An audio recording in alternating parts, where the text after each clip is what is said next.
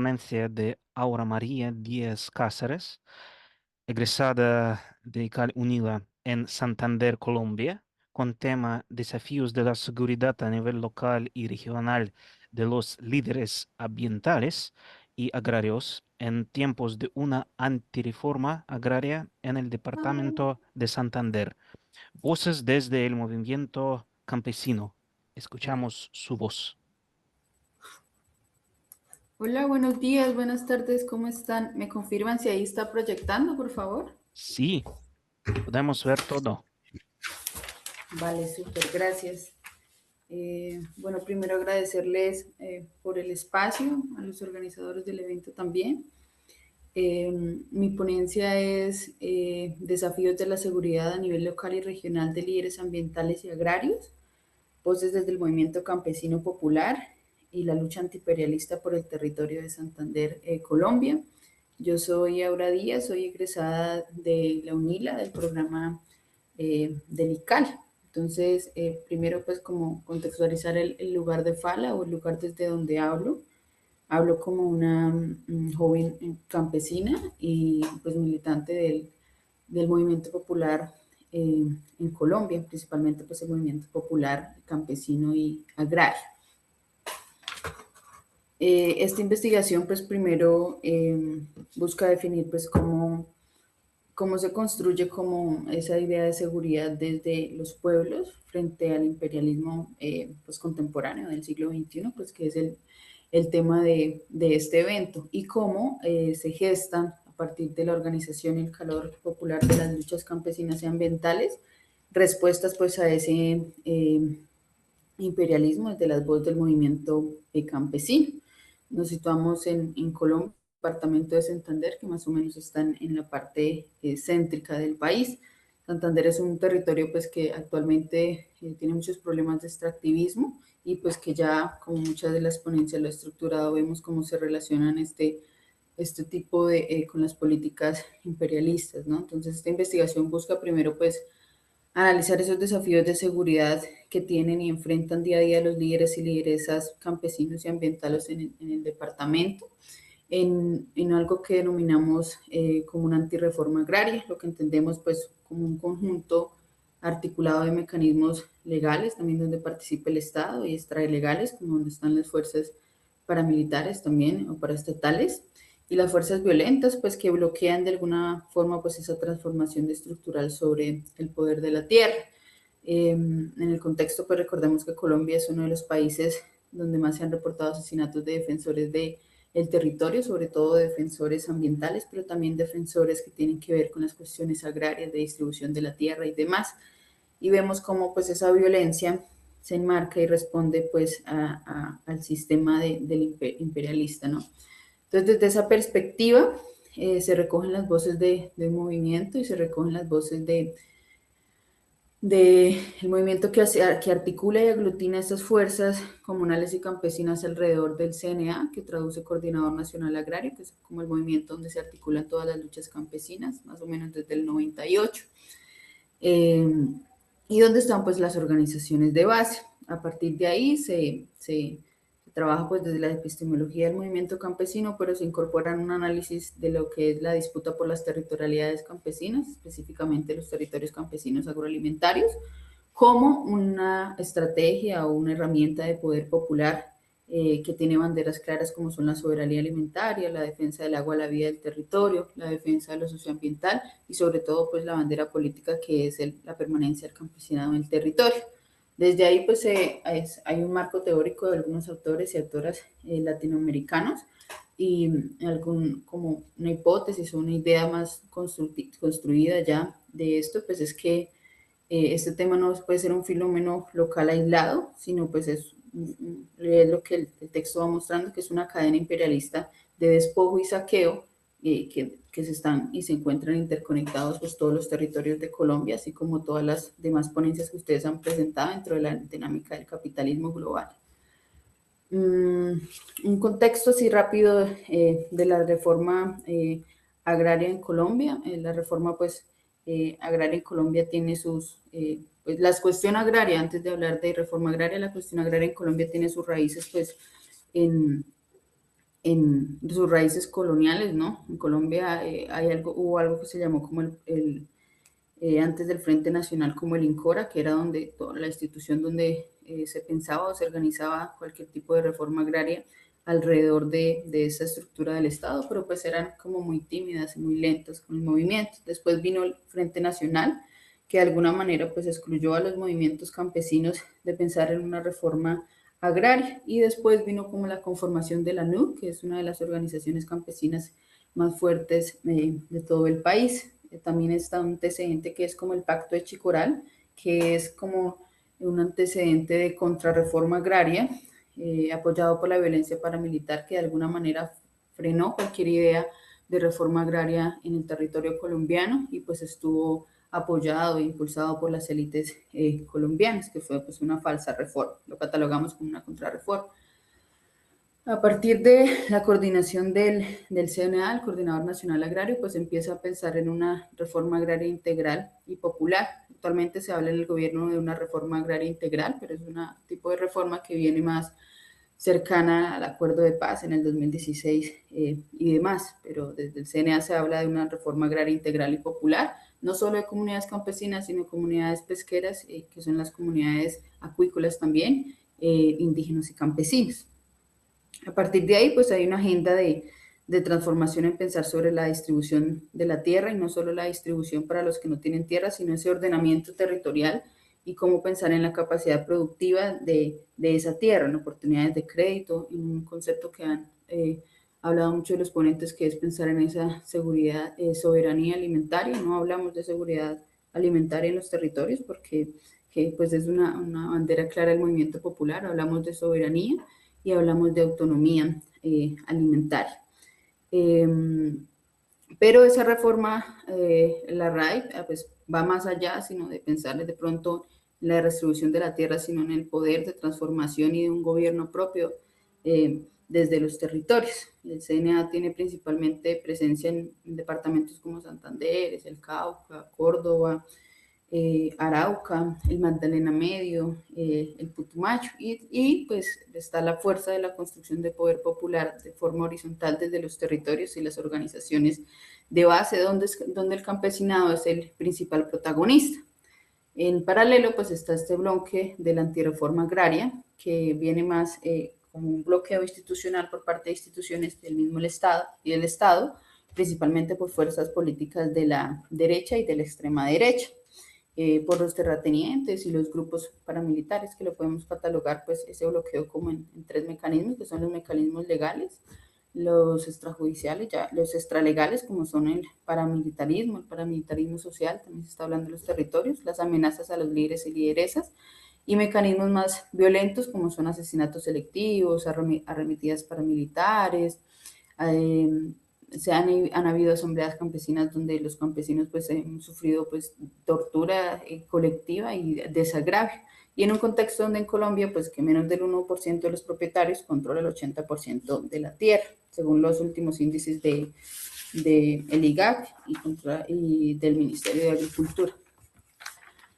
Este es como un mapita de la geografía y el despojo de Santander. Ahí están como los principales conflictos que están ligados con la matriz extractiva, conflictos con carbón, conflictos por hidrocarburos, conflictos por hidroeléctricas, sobre todo también conflictos por la minería, y vemos de alguna manera cómo todo ese soporte de la matriz extractiva se refuerza en unas raíces coloniales y se alimenta pues del imperialismo en los territorios, como esa matriz que se impone a las comunidades campesinas y a su voluntad y poder de decidir sobre la autodeterminación de sus pueblos. Hay una frase que pongo ahí como en una entrevista con una líder campesina, y ella dice: a nosotros nos amenazan porque sabemos quiénes son los dueños de la tierra. Generalmente pues el problema de concentración de la tierra está concentrada en manos de unos pocos, y esos pocos pertenecen a la élite, y muchos están relacionados con parte del gobierno y también con estructuras, sobre todo paramilitares,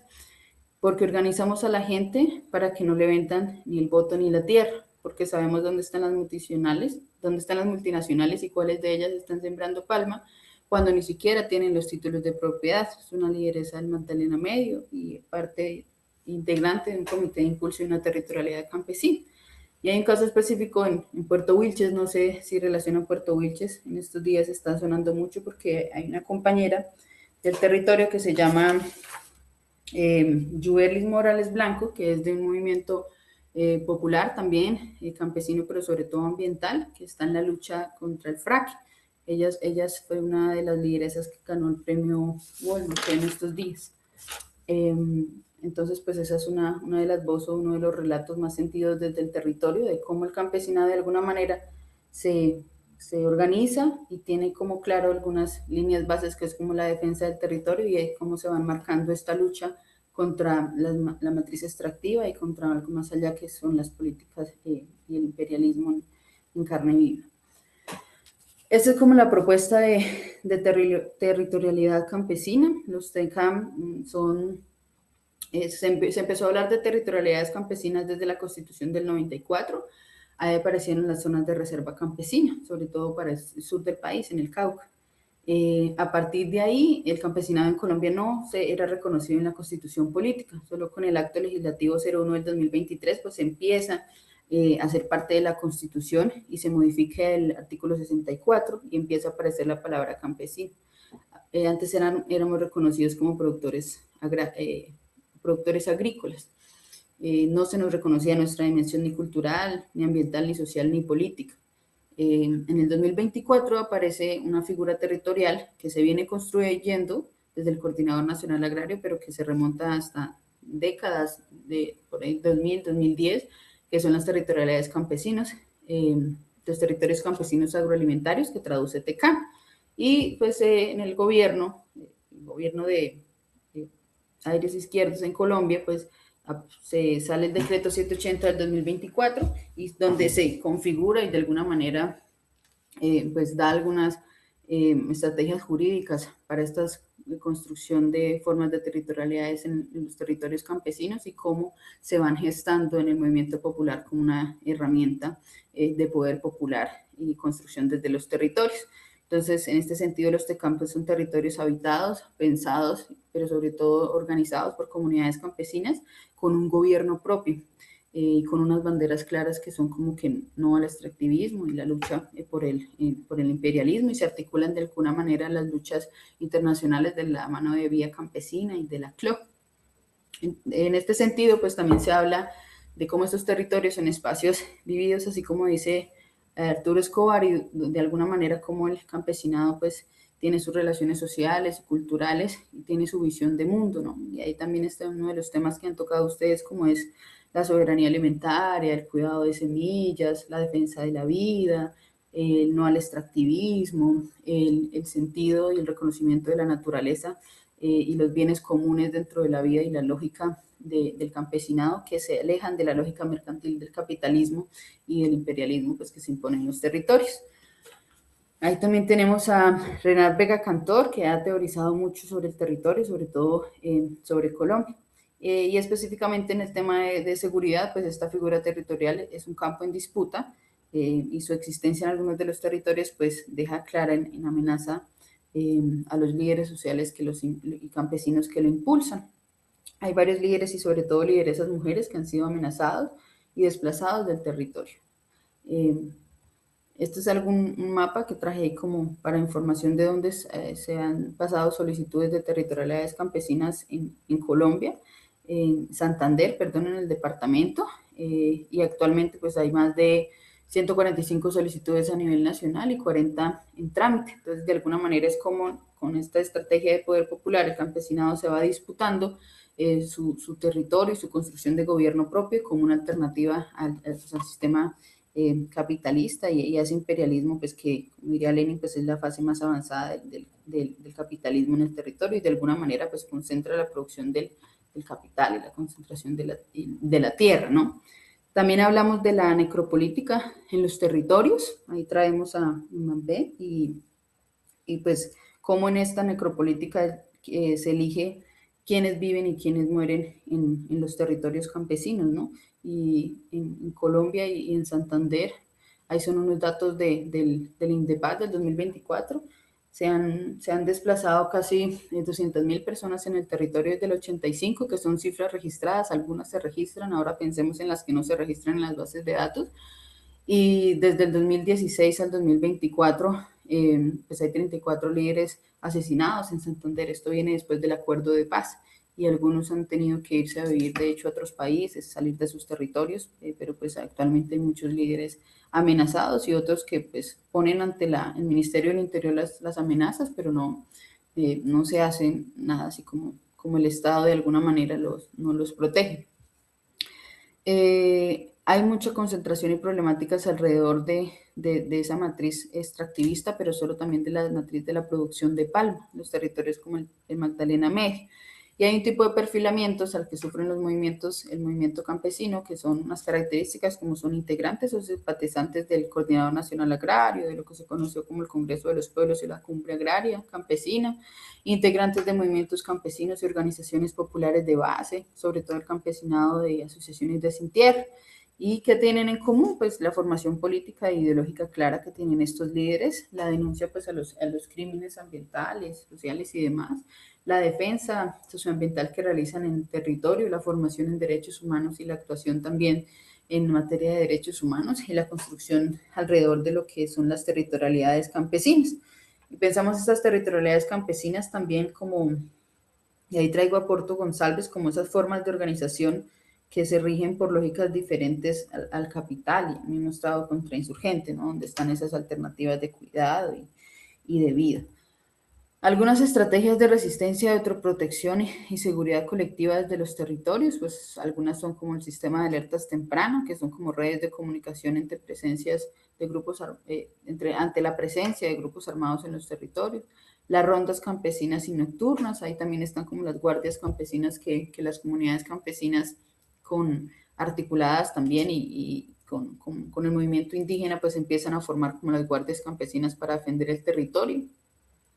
Los protocolos de documentación de amenazas en derecho en materia de derechos humanos, como el registro de las violaciones de derechos humanos, amenazas y demás. En este sentido, pues las mujeres también son como el cuerpo de las mujeres y sus ideas son un territorio en disputa, sobre todo en este sentido la violencia patriarcal, capitalista, imperial, imperialista de cómo afecta el cuerpo de las mujeres y su forma organizativa en los territorios. Esto es como una cita y más del contexto como del texto donde una investigadora pues demuestra que esa violencia política en Colombia no es una falla del Estado colombiano, sino que es una configuración estatal que articula el monopolio pues del uso de la fuerza con la coerción de actores paraestatales al servicio de las élites económicas. Actores paraestatales, entiéndase paramilitarismo social, paramilitares, grupos paramilitares como las AGC, el Clan del Golfo y demás que están dentro de la disputa territorial. Y esa reforma, antirreforma agraria, pues es una expresión territorial desde esa configuración. El Estado no distribuye la tierra porque hacerlo de alguna manera pues implica esa crisis o el costo político y enfrentarse con las mismas élites que lo controlan. Ya como conclusión, finalizando, pues la tierra, y este es como una arenga desde el movimiento campesino, que la tierra es para quien la trabaja, pero no solo para quien la trabaja, sino quien la cuida y la defiende.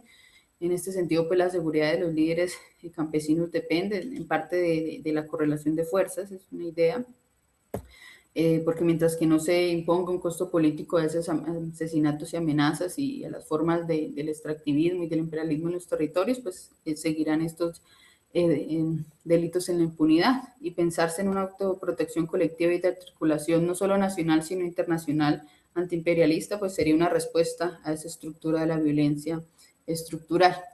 Las territorialidades campesinas se construyen desde los territorios, la reforma rural, la reforma agraria integral y popular se construye desde los territorios y con las bases campesinas.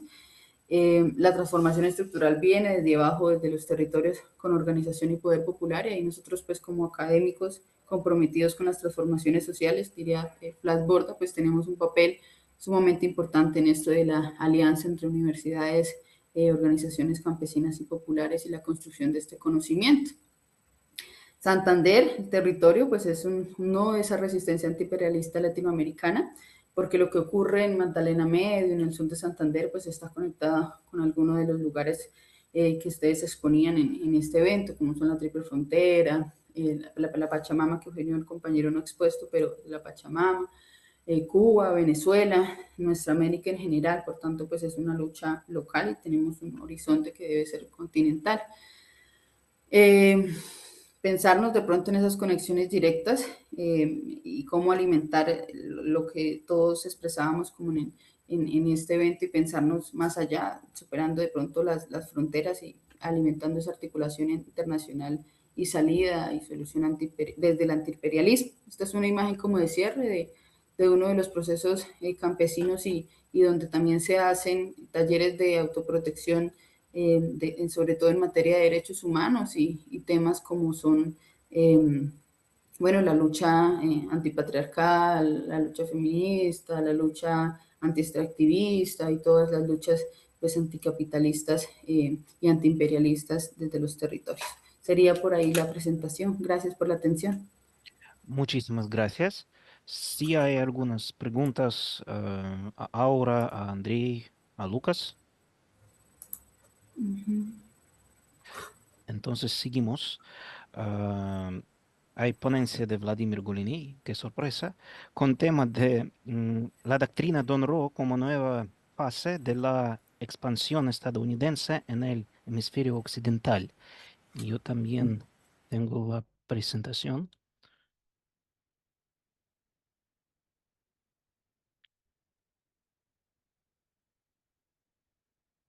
¿Sí? Entonces, am, es poco probable que James Monroe, el quinto presidente de los Estados Unidos, pretendiera que una pequeña parte de su discurso ante el Congreso en 1823 fuera tan significativa que fuera nombrada una doctrina completa unas décadas más tarde. El discurso describe claramente la postura defensiva y aislacionista que adoptó Estados Unidos. En este mismo contexto podemos identificar varios principios básicos de la doctrina Monroe: no colonización, neutralidad, no intervención y no alienamiento. Podemos encontrar los siguientes fragmentos según documento. En las discusiones a que ha dado lugar este interés y en los acuerdos con que pueden terminar, se ha juzgado la ocasión propicia para afirmar como un principio que afecta a los derechos e intereses de los Estados Unidos, que los continentes americanos, por la condición de libres e independientes que han adquirido y mantienen, no deben en lo adelante ser considerados como objetos de una colonización futura por ninguna potencia europea.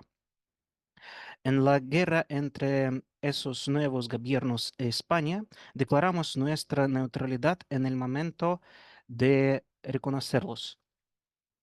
Con con las colonias o dependencias existentes de potencias europeas no hemos interferido y no interferiremos.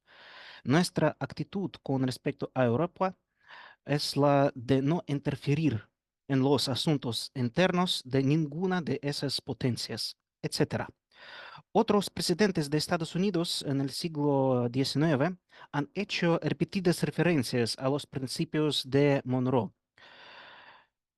siendo James Polk el más frecuente durante la guerra con México. Sin embargo, casi medio siglo después comenzaron a hablar no solo de principios, sino de una doctrina completa. Ulysses Grant fue el primero presidente en hacerlo en un alto nivel en sus mensajes al Congreso.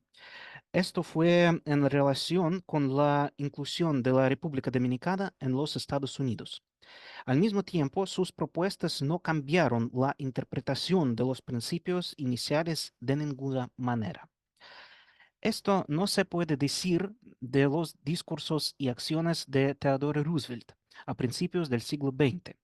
Formuló una visión completamente diferente de la doctrina Monroe. como Doctrina Monroe versión 2, moviendo a Washington de una posición de defensa a una de ofensa y ataque activo. En sus cartas de Congreso, Theodore Roosevelt se refirió a Doctrina Monroe 25 veces, al nombre del quinto presidente 3 veces más, expresando la siguiente idea. Dado que los países vecinos del hemisferio enfrentan dificultades económicas y financieras que llevan a los acreedores europeos a emprender acciones agresivas para recuperar su dinero de los préstamos impagados de los latinoamericanos, sería beneficioso para estos países que Estados Unidos interviniera y resolviera estos problemas.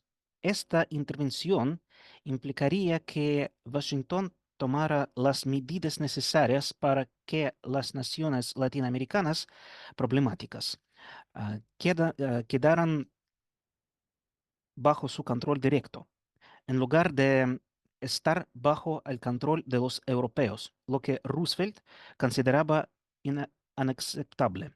Como resultado, se propuso la primera enmienda a la doctrina Monroe, conocida como el corolario Roosevelt. A lo largo del siglo XX, los presidentes de Estados Unidos mencionaron con frecuencia la doctrina Monroe y se refirieron a ella. Sin embargo, sus declaraciones no llevaron a ningún cambio en el formato que fue lanzado por Theodore Roosevelt. Ahora, después de más de un siglo, ha aparecido un documento estratégico cuyo contenido ha permitido a los expertos proponer una nueva enmienda a la doctrina Monroe. ¿Cuál es la diferencia fundamental entre el corolario de Trump y la versión original que nos permite hablar de la formación de una nueva iteración de la doctrina, ahora conocida como el Don Roe? Parece que la alternancia entre defensa y ataque, o más simplemente entre aislacionismo y expansionismo, a lo largo de la historia de Estados Unidos ha llevado a una expansión gradual de su presencia en el escenario internacional, así como a una transformación mental de un Estado local a uno global y, en última instancia, a la hegemonía. Esto ha expandido el aire dentro de la ecumena imaginaria, desde las fronteras nacionales de las,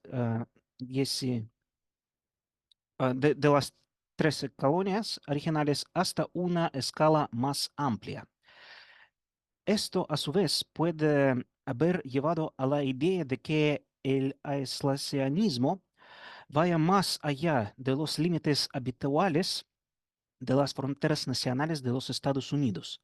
Antes de la formación de la Hermandad Panamericana en 1889, Washington siguió un curso expansionista que alcanzó sus límites en los límites geográficos naturales. Por lo tanto, el aislacionismo de este periodo se limitó a las fronteras estadounidenses. Después de la creación de la Unión Panamericana, las fronteras se expandieron automáticamente para incluir todo el área geográfica de América del Norte, incluida América Central y el Caribe. Desde el establecimiento de la Organización de Estados Americanos, los Estados Unidos han incluido a todo el hemisferio occidental dentro de su propia esfera de influencia. Como resultado, el comparti- comportamiento defensivo de Washington se ha expandido desde las fronteras nacionales para abarcar todo el hemisferio occidental.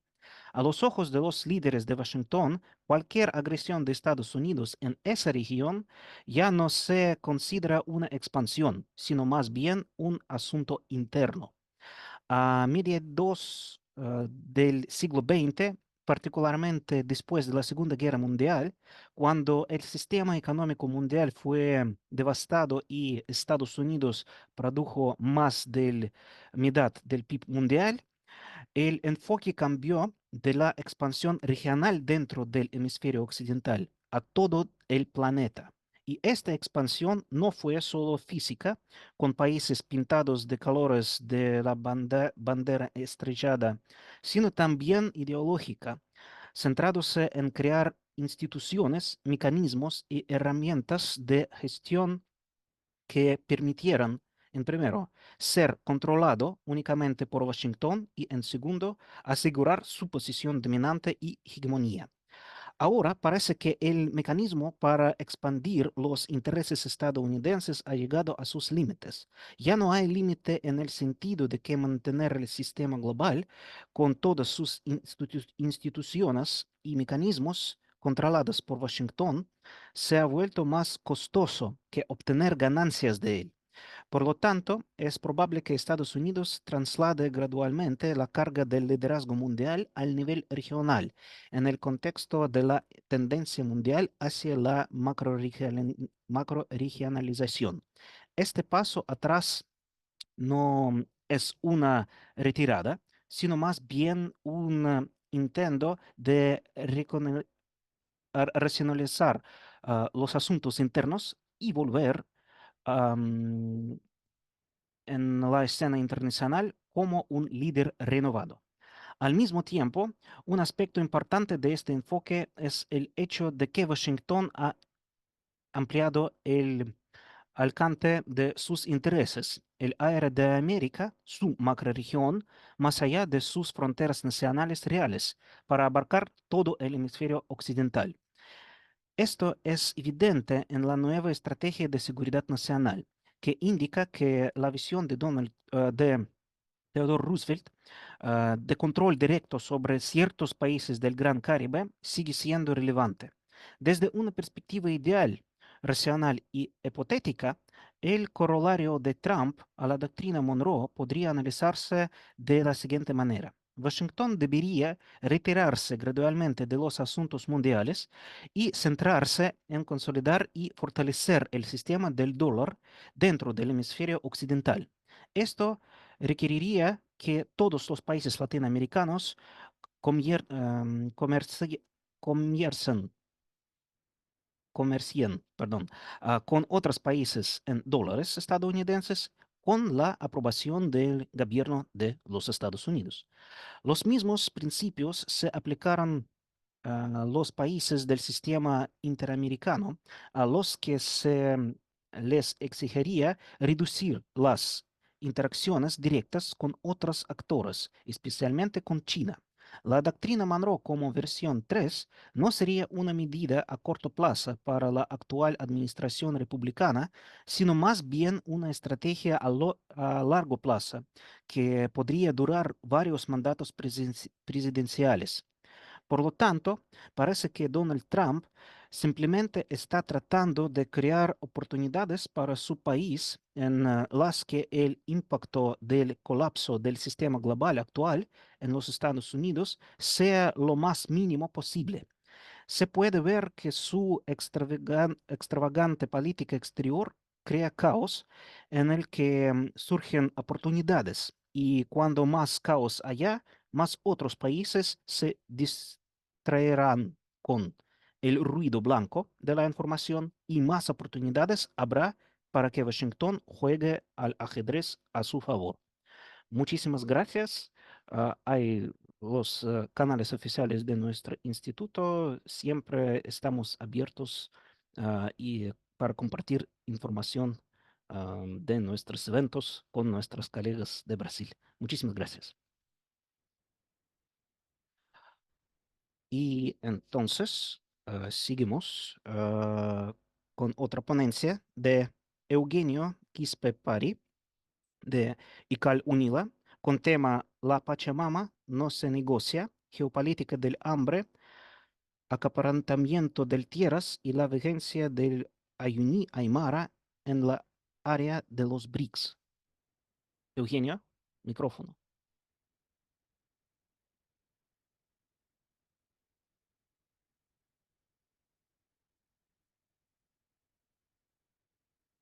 Ah, podemos ver, pero no podemos escuchar.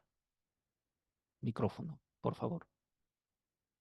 Ahora sí, Sí, mil disculpas. Se ve la pantalla completa. Sí, sí, completan. Gracias. Muy bien. Muy buenas tardes, muy buenas noches. Soy Eugenio Quispe Pari, estudiante de maestría en la ICAL.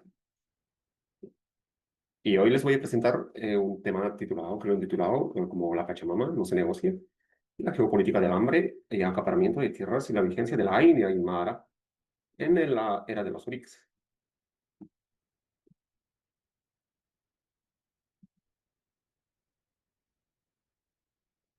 Bueno, los objetivos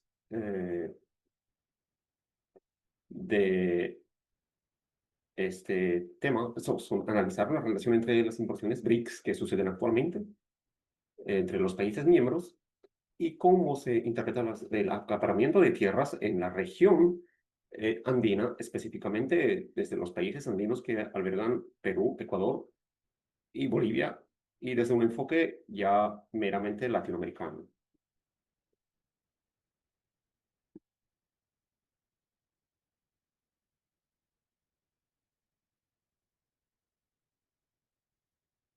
Después vamos a examinar la cosmovisión de la Pachamama como un fundamento de los derechos colectivos, que es bastante fuerte en los países andinos. Y otro de los objetivos es recuperar el AINI como el principio de la economía solidaria frente al extractivismo que sufre América Latina y los eh, movimientos populares o las personas más, los movimientos más vulnerables en la región, ¿no? Luego es proponer las claves para una integración latinoamericana con un enfoque desde los pueblos originarios. En este punto hay un pueblo específico que es desde los Aymaras, ¿no? Bueno, en el marco teórico se tocó bastante desde la desconstrucción de la narrativa occidental que se maneja, nosotros decidimos llamarlo principios, y la manera de ver el mundo, la manera en la forma en que se va a explicar estos principios. La Pachamama es una de ellos, que se interpreta como un sujeto de derechos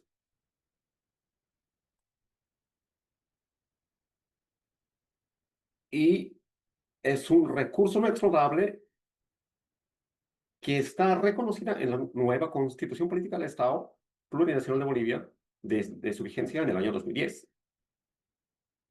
Y ese principio de la geopolítica del hambre, que es un uso estratégico de la alimentación como un instrumento de poder y control territorial que se ejecuta actualmente en el gobierno de Rodrigo Paz, en el Estado plurinacional. Ah, Tiene una fuerte influencia desde el Senado, el acaparamiento de tierras que los mismos representantes de la sociedad civil, que son alineados al partido político, proponen acaparar las tierras, proponen normativas que puedan despojar a los pueblos originarios y a las personas desde el lugar donde viven, ¿no? Ellos adquieren a gran escala la tierra, y evidentemente con eso van a venir un impacto negativo dentro de la soberanía alimentaria. Bueno, el principio de la INI, como vemos en la narrativa, o como vemos en la manera de ver el mundo, significa que es una reciprocidad equilibrada. ¿Y qué es una reciprocidad equilibrada? Es un intercambio comunitario que reproduce la vida y está tan vigente en la actualidad que los pueblos originarios dan el encaminamiento y la práctica en el AINI. Bueno, explicando, fundamentando lo que es la Pachamama desde la cosmovisión andina y cómo ha adquirido sus propios derechos y como una entidad viva dentro de la región y del país, ¿no? Se interpreta como una entidad interdependiente, y además de eso es sagrado. Como ya viene diciendo que está reconocido en la constitución política del Estado. Y no simplemente en Bolivia, como dije, en los países están en vigencia los países andinos, en Ecuador también, que va a estar desde el año 2008, que la naturaleza tiene derecho a que se respete integralmente a su existencia. Y en Bolivia, dentro de la ley de los derechos de la madre tierra. Bueno, la geopolítica del hambre interpretada acá desde los pueblos originarios, traje algunos datos y a las dimensiones claves que yo les traje, que yo puedo proponer son 4 puntos, 4 dimensiones claves, ¿no? Una dimensión estructural que va a tratar de la concentración, de la mayor concentración de tierra, del agua y de las semillas que va a ocurrir despojando a los pueblos originarios y a las comunidades más vulnerables. Y esto va a tener un efecto en la región. Va a tener una dimensión comercial, que las cadenas globales de valor que van a marginar a los productores locales, que van a fomentar la desigualdad. Tiene una dimensión financiera, donde se especula con commodities alimentarios. Y la otra dimensión climática, donde los impactos van a tener una desproporción en las zonas andinas. Y eso tiene un efecto muy fuerte en este momento. Por ejemplo, la sequía afecta bastante a los pueblos originarios en el sector andino. Y las tendencias climáticas ya no respetan los ciclos que tenía antes. Entonces, hay un dato que en el sur global, por ejemplo, en la región, eh, es el lugar donde se conserva el 40% de las tierras cultivables de América Latina. Sin embargo, a pesar de ese dato, 80 millones de personas van a sufrir de una inseguridad alimentaria. Entonces, tiene un impacto negativo bien fuerte. Y dentro del acaparamiento de la tierra, el- lo que sucede es que tiene una contaminación hídrica por minería ilegal, van a tener una pérdida de agrodiversidad por monocultivos, van a haber comunidades forzadas a su desplazamiento. Si los movimientos populares, los movimientos originarios, los pueblos originarios pretenden salir a movilizarse, a refutar las normativas que quieran aprobar en el Senado, van a ser criminalizados. Y encima van a dar normativas para que no puedan movilizarse. Y dentro de las normativas van a venir, o dentro de esa criminalización, viene la erosión de los saberes ancestrales y la transmisión intergeneracional, que se dificulta bastante en este momento en los pueblos originarios. Porque esa erosión de los saberes ancestrales va a ser coartada simplemente con las normativas que se quieren aprobar desde el Senado dentro de los pueblos originarios, específicamente basándonos en el Estado plurinacional con los movimientos aymaras.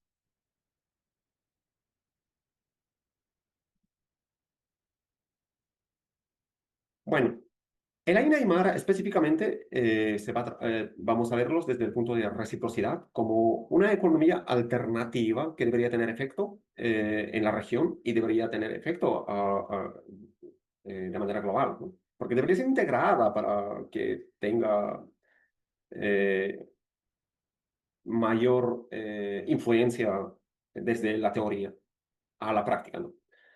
La reciprocidad equilibrada significa que va a tener un trueque. Y ese trueque se va a ejecutar desde un trabajo colectivo que se realiza y se practica a diario en los pueblos originarios, acá en la región andina, y específicamente en los movimientos aymaras, como les vengo explicando. Se va a producir la complementariedad. ¿Y cómo se traduce la complementariedad? Es el intercambio ecológico entre los países andinos. Una libre circulación, la complementariedad entre los saberes ancestrales, el intercambio de conocimiento entre los pueblos. Y se va a practicar la ciclicidad, la relación no lineal con el tiempo y la producción, ¿no? Entonces, estos saberes ancestrales y el Aina Aymara, que tiene una vigencia al día de hoy, eh, debería tener esa incidencia a nivel regional, ¿no? Y el bien común o la comunidad, o como hay otras teorías, se le dice la comunalidad, ¿cierto? En México se utiliza bastante comunalidad, que va a tener la prioridad de la comunidad sobre el lucro individual.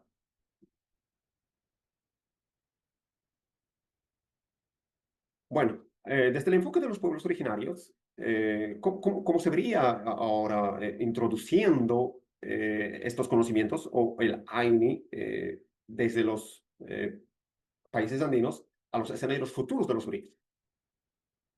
Obviamente la interpretación, aquí lo traje una mapa desde Bolivia, pero se puede hacer desde el enfoque regional, desde los pueblos originarios específicamente, va a tener una expansión de BRICS necesariamente y se debería integrar como un nuevo miembro, pero ya con unas palabras especificadas desde los pueblos originarios, ¿no? Aunque va a depender eso va a depender como, o va a costar una mayor presión por los recursos, pero se debería integrar. Ah, ¿Y qué es lo que va a aportar los conocimientos de los pueblos originarios? Pues una transición energética global, donde lo viven los pueblos originarios en este momento en Bolivia o en otros países de la región, son parte del lugar donde se va a extraer el litio, ¿no? La demanda crítica del litio y el cobre en los Andes.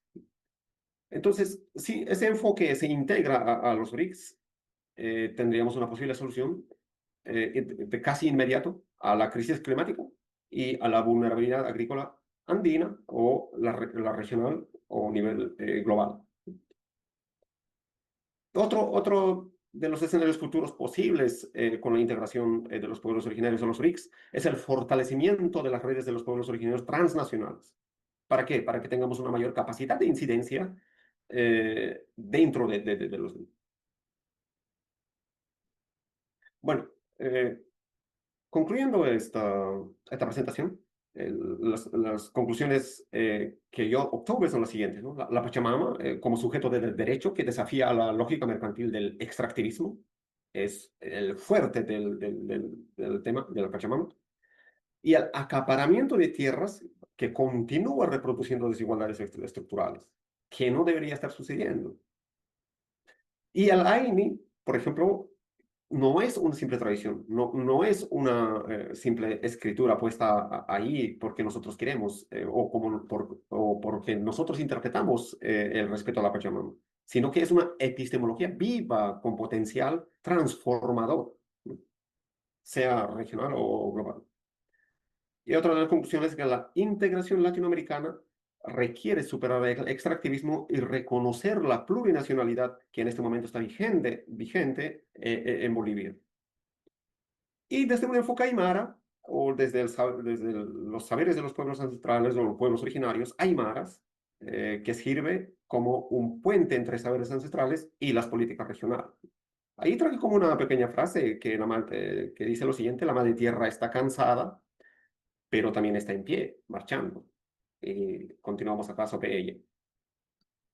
Eso sería mi presentación. Muchísimas gracias por prestarme la atención.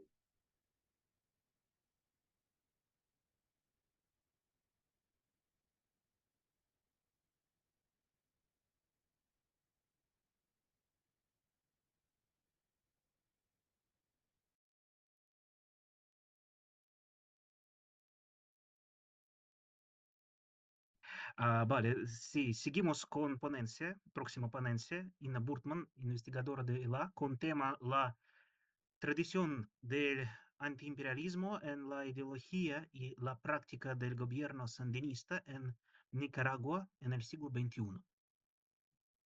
Muchas gracias, queridos colegas. Voy a hablar sobre el antiimperialismo, la ideología y la práctica del gobierno de Nicaragua en el siglo XXI, y voy a empezar de que el antiimperialismo, expresando principalmente a través del fenómeno antiestadounidense, constituye un elemento fundamental y también muy importante de la ideología sandinista en el gobierno nicaragüense contemporáneo. Y este componente ejerce una influencia significativa en la práctica política del país en el ámbito internacional. y sus orígenes se remontan a la primera mitad del siglo XX y también este fenómeno alcanzó su pleno desarrollo en la segunda parte de ese mismo siglo. Y no obstante, esta concepción sigue siendo relevante para Nicaragua en el siglo XXI, aunque en una versión un poco modernizada. Y en mi ponencia he tratado de analizar de qué manera la retórica y la práctica antiimperialistas como componentes muy importantes de la ideología sandinista se adaptan a las condiciones contemporáneas y qué influencia ejercen actualmente en la política exterior de este Estado. Y claro que es necesario dar un breve paso atrás y como ya he señalado, el antiimperialismo en Nicaragua posee raíces históricas muy profundas y se suele considerar como punto de partida simbólico de esta concepción las décadas de 1920 y 1930, el periodo de la lucha de Augusto César Sandino contra la presencia militar de los Estados Unidos en Nicaragua, aunque dicha resistencia había comenzado y se había prolongado también durante varias décadas antes. Sin embargo, fue precisamente Augusto Sandino quien se convirtió en una figura nacional muy importante, una figura emblemática, y también se convirtió en la encarnación de las ideas de independencia nacional y en un símbolo de la resistencia del pueblo nicaragüense frente a la presión del vecino del norte.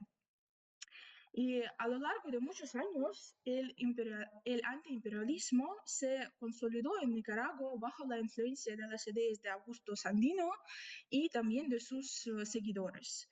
Y ese punto culminante fue la revolución sandinista de 1979 y el derrocamiento de la dictadura pro-estadounidense.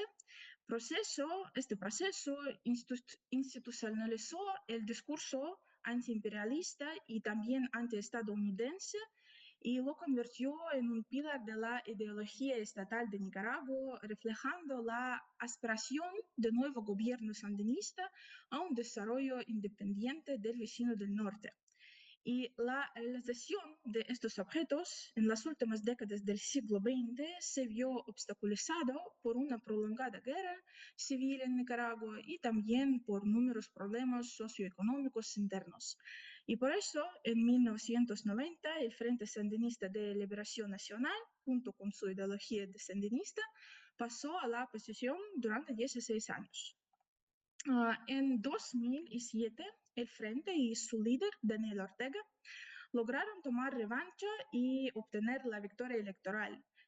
Sin embargo, el sandinismo del siglo XXI, que el Frente Sandinista promovió durante su exitosa campaña electoral, difería de manera sustancial de los postulados ideológicos que habían caracterizado al movimiento en el siglo anterior. Claro que cambiaron tanto el lugar e incluso la importancia y la interpretación del antiimperialismo en el sandinismo, aunque está continuada basándose en principios antiestadounidenses. Además, a lo largo de los 19 años de permanencia del Frente Sandinista en el poder en Nicaragua, su ideología fue objeto de una modernización aún más profundo y de modo que en la actualidad la concepción del antiimperialismo en Nicaragua constituye una versión completamente nueva, prácticamente desvinculada de su formación de finales del siglo XX. Claro que sí, el discurso sandinista contemporáneo sigue vinculando de manera inseparable el antiimperialismo con el fenómeno antiestadounidense. Y en la actualidad, estos dos conceptos son prácticamente equivalentes y expresan la aspiración de Nicaragua a fortalecer y también proteger su soberanía y su seguridad nacional. Naturalmente, su influencia se manifiesta sobre todo en las orientaciones de la política exterior de Nicaragua, prácticamente en la búsqueda de una estrategia de carácter multivectorial. Así, por ejemplo, Managua desarrolla activamente relaciones con estados que se presentan como contrapeso de la influencia occidental, especialmente de los Estados Unidos. Y estos se podemos observar claramente en el fortalecimiento de los lazos entre Managua y China, por ejemplo, restablecidos recientemente, solo en 2021, precisamente como respuesta a la presión estadounidense. Asimismo, cabe señalar que Nicaragua constituye un socio muy importante para la Federación de Rusia en el hemisferio occidental y la cooperación de Managua con los contrapesos de los Estados Unidos abarca prácticamente todos los ámbitos disponibles como económico, infraestructural, técnico-militar, cultural y entre otros. Nicaragua también forma parte de la iniciativa regional de integración que se llama ALBA, en la cual retórica antiimperialista y también antiestadounidense constituye un elemento muy importante de la identidad política colectiva. Y en este punto, yo quisiera centrar nuestra atención en la retórica, ya que es precisamente en el plano discursivo donde se concentra el componente antiimperialismo de la ideología sandinista contemporánea en el ámbito internacional. Podemos observar que ningún discurso de Daniel Ortega ni de su esposa, la copresidenta Rosario Murillo, prescinde de críticas a la política de los Estados Unidos en América Latina o en el mundo. Sin ir más lejos, en su intervención pública de ayer, por ejemplo, Daniel Ortega condenó las acciones hostiles de Washington contra la población civil de Irán y también exhortó a levantar las sanciones impuestas por los Estados Unidos a Cuba, Venezuela y otros países. No obstante, esta retórica antiimperialista y antiestadounidense, a menudo duro y también intransigente, no siempre se corresponde con la práctica política real del gobierno de sandinistas. Algunos hechos muy importantes para contextualizar esta situación. Por ejemplo, los Estados Unidos son el principal socio comercial de Nicaragua, concentrando aproximadamente entre el 40 y 45% del intercambio total del país. Y cuando Daniel Ortega regresó al poder en 2007, lo ascendía prácticamente al 70%. Y también ambos países mantienen un comercio muy activo en el marco del Tratado de Libre Comercio que se llama CAFTA. Además, Washington ocupa de manera constante los primeros lugares entre el primer lugar y el segundo lugar entre las principales fuentes de inversión extranjera directa en Nicaragua. Y también durante muchos años, la cooperación con los Estados Unidos permitió a Nicaragua acceder regularmente a créditos de las organizaciones financieras internacionales y también esta cooperación garantizó el respaldo de los sectores empresariales entre el país y Nicaragua. Y en este contexto, tanto en 2017 como en la actualidad, para los sandinistas no ha resultado ni resulta conviene convertir el antiimperialismo en un instrumento real de la política exterior, porque los Estados Unidos desempeñan un papel demasiado importante en la supervivencia del régimen sandinista, especialmente en lo que respecta a su dimensión financiera. Y a pesar de la aparente confrontación política entre ambos países, esta se mantiene por el momento principalmente en el plano de la retórica pública de sus representantes. En lo que respecta a la práctica concreta, Daniel Ortega y Rosario Murillo continúan procurando un equilibrio entre la tensión diplomática y la conveniencia de mantener una cooperación económica beneficiosa para Nicaragua. Y en el contexto de estos momentos recientes resulta evidente que Managua otorga prioridad a última parte a cooperación económica. porque el gobierno de Daniel Ortega y Rosario Murillo, por su parte, evita adoptar medidas que pueden provocar un endurecimiento adicional de la política estadounidense. Nicaragua, por ejemplo, ha recibido varios vueltos con migrantes irregulares deportados desde los Estados Unidos, aun sin existir un acuerdo formal entre países sobre este asunto. Y también Nicaragua ha limitado el régimen del libre visado para los ciudadanos cubanos. Igualmente, reveladora es la reacción moderada de Managua ante el secuestro de Nicolás Maduro, de presidente de Venezuela, y frente a los ataques aéreos contra Irán, por ejemplo. Así es, el antiimperialismo, claro que continúa siendo un elemento muy importante, fundamental de la ideología sandinista contemporánea. Sin embargo, en el siglo XXI ha adquirido formas renovadas y también se manifiesta principalmente en el plano de la retórica pública. Y permite a Daniel Ortega y Rosario Murillo, por ejemplo, movilizar al electorado sandinista tradicional. Pero al mismo tiempo, la política exterior práctica de Nicaragua evidencia la intención de mantener relaciones económicamente beneficiosas con los Estados Unidos. Y por eso el antiimperialismo funciona hoy más como un instrumento de identidad política y de movilización que como una guía muy efectiva para la acción en la práctica internacional del país. Muchas gracias.